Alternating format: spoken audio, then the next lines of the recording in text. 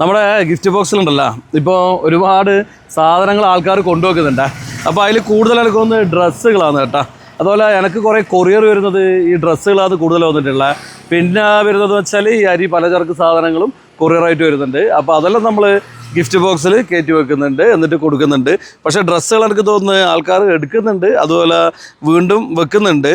പക്ഷേങ്കിൽ ഞാൻ പറയാം, ഈ ചില ആൾക്കാർ ഞാൻ പറയില്ല, നല്ല ഡ്രസ്സുകളൊക്കെയാണ് ഓരോ ആൾക്കാർ കൊറിയറിൽ അയക്കുന്നത്. അപ്പോൾ ഈ ഡ്രസ്സ് വെച്ചാൽ നിങ്ങൾ കൊണ്ടുപോയിക്കോ, പക്ഷേ അത് പറ്റുന്നില്ല ഇങ്ങോട്ടല്ല, അതേപോലെ കൊണ്ട് ഇതിനുള്ളിൽ വെച്ചാൽ മതി. കാരണം ഇവിടുന്ന് എന്തായാലും ഇട്ട് നോക്കിയിട്ട് എടുക്കാനായിരിക്കും പറ്റുമല്ലോ, നമ്മൾ റെഡിമെയ്ഡ് ഷോപ്പിൽ സംവിധാനം റെഡി ഇല്ലേ. അപ്പോൾ ഒരുപാട് കുട്ടികളുടെ ഡ്രസ്സ്, പിള്ളേരുടെ ഡ്രസ്സ് ഉണ്ട്. അപ്പോൾ നിങ്ങളിത് എടുത്ത് കൊണ്ടുപോയിട്ട് നിങ്ങൾക്ക് പറ്റുന്നില്ല ഇങ്ങോട്ടല്ല, എന്തായാലും കൊണ്ടിടുക. ഞാൻ പറഞ്ഞില്ല, അത് ആരെങ്കിലും കറക്റ്റ് ആവശ്യമുള്ളവർക്ക് കിട്ടട്ടെ എന്നാണ് പറയാനുള്ളത്. എനിക്ക് തോന്നുന്നു ഇന്നലെയും ഞാനിട്ട് ഒരുപാട് ഡ്രസ്സുകൾ നമുക്കിവിടെ വന്നിരുന്നു, അതെല്ലാം കയറ്റിന് ഒരുപാട് ഡ്രസ്സ് കൊണ്ടുപോയിട്ടുണ്ട്.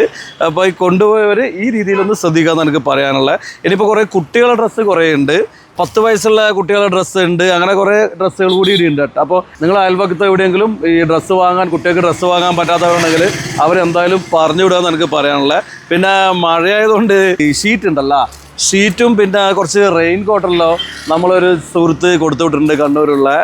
എന്തായാലും നമ്മൾ ഗിഫ്റ്റ് ബോക്സ് തുടങ്ങിയിട്ടുണ്ടല്ലോ, ജനങ്ങളെ നല്ല സഹകരണമാണ്, ദൂരെയുള്ള ആൾക്കാരുടെ സഹകരണം വളരെ കൂടുതലാണ് കേട്ടോ. നമ്മളെ ചാനൽ പണ്ടേ കാണുന്ന ഒരുപാട് ആൾക്കാരുണ്ട്, അവരുടെയൊക്കെ സപ്പോർട്ട് ഭയങ്കരമാണ്. എനിക്ക് തോന്നുന്നു നമ്മൾ അടുത്ത മാസത്തെ കിറ്റ് കൊടുക്കേണ്ട എല്ലാം ഫുള്ളായിട്ട് ഏതാണ്ട് 25 കിറ്റ് കൊടുക്കാൻ വേണ്ടി ഒരാൾ സ്പോൺസറായിട്ടുണ്ട്. പിന്നെ നമ്മൾ ഗിഫ്റ്റ് ബോക്സിൻ്റെ സൈഡിൽ ഒരു ചെറിയൊരു ബോക്സ് ഉണ്ട്. ഇത് എല്ലാവർക്കും അറിയാമെന്ന് പറയില്ല, ഈ കിടപ്പ് രോഗികൾക്ക് വേണ്ടുന്ന സാധനങ്ങൾ കാര്യങ്ങൾ വേണ്ടെങ്കിൽ ഇതിൻ്റെ അകത്ത് എഴുതിയിട്ടാൽ മതി, അവർക്ക് വേണ്ടുന്ന സാധനം നമ്മൾ എത്തിക്കാൻ വേണ്ടിയിട്ടാണ് നമ്മൾ ഈ ബോക്സ് ഇവിടെ ഫിറ്റ് ചെയ്തിട്ടുള്ളത്. അപ്പോൾ ഈ ബോക്സിൽ എന്തെങ്കിലും ഉണ്ടോ നോക്കാം കേട്ടോ. അപ്പോൾ ഇതിൻ്റെ അകത്ത് ഒരു ലെറ്റർ ഉണ്ട് കേട്ടോ, സംഗതി ഒരു ലെറ്റർ വന്നിട്ടുണ്ട്, ഒന്ന് വായിച്ച് നോക്കാം എന്താ കാര്യം എന്നുള്ളത്. നമ്മുടെ നാട്ടുകാരൻ തന്നെ അത് കമ്പിൾ ഒരു ഷെറീഖാന്ന് ഇത് എഴുതിയിട്ടുള്ളത്. അതായത് ഓരോരു സുഹൃത്തുണ്ട്, ക്യാൻസറായിട്ട് ചികിത്സയിലാണ്, അപ്പോൾ ഒരുപാട് പൈസേൻ്റെ ആവശ്യങ്ങളുണ്ട്. അപ്പോൾ അതിൻ്റെ കാര്യമായിട്ടാണ് ഇതിൽ എഴുതിയിട്ടുള്ളത്.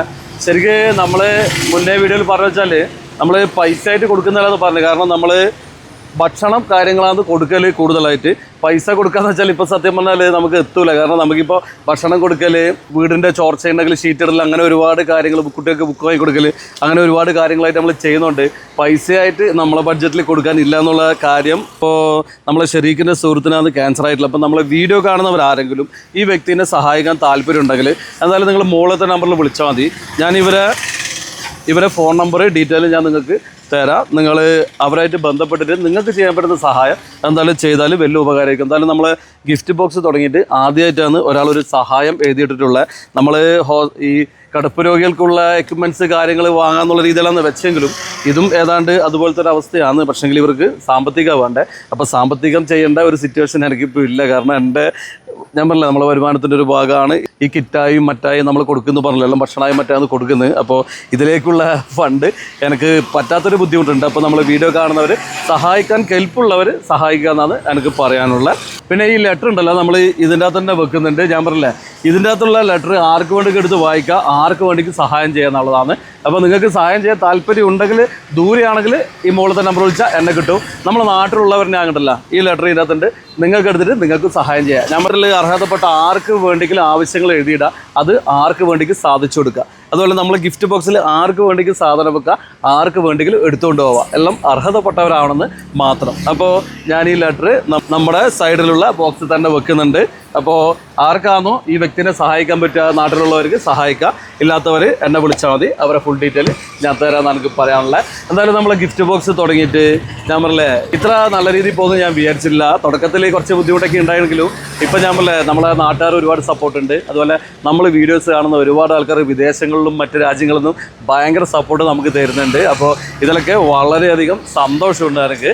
അപ്പോൾ ഇതുവരെ സഹായിച്ച എല്ലാവർക്കും ഒരിക്കൽ കൂടി നന്ദി പറഞ്ഞ് ഈ വീഡിയോയുടെ അവസാനിപ്പിക്കാം. ശരി, ഓക്കെ, ബൈ.